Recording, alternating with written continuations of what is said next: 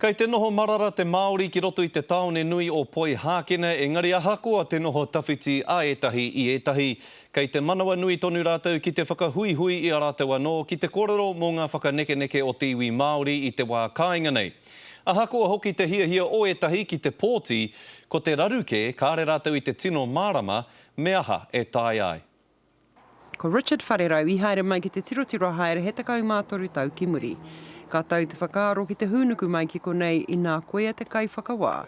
Tūmata nui Māori tuatahi ki te tohua ki konei. Awhia ngā whānau, ngā mea whakawhiti mai nei te kāinga ki konei.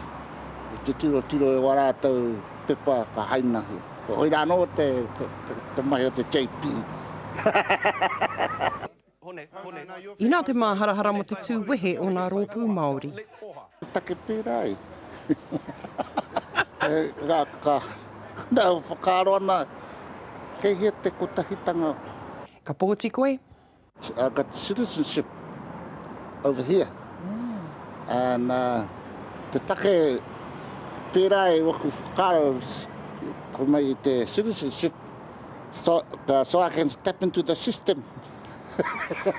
Over here. Ngari taku ngāhu kei te kāinga. Pono māre kau tēnā.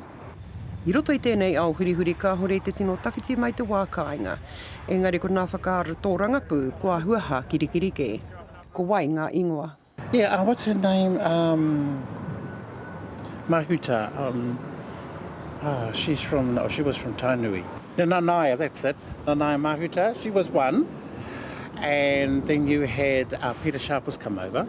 Ko waitoa tāmaki, kua rua te kau mā ono tau e noho ana ki konei. Hei tāna no, he iti nā whakamāramatanga mo te kawe pōti ki konei. Ahakoa kei te pitonoa o nā matimati, te whakahoki. Oh, marvellous, this technology. I'm slow, but I get there. Ahune rāno. Everything's online now. Oh, yeah. You can pay your numbers online, too. That's right, you can. Yeah. Engari mena he hua kua puta mo tēnei uri o Tainui, nā te neke ki whenua ke e kātahi anō ka oho te hiahia ki te ako I te reo me nā tikanga. When you go to Tangis and you have to get up and meet here and you're the only one there, and then I just felt lost. So that sort of started my journey back on my Māori side. Ahakoa te wawata mo te wā kāinga. Ngāni Maho Beach. It's our house right here.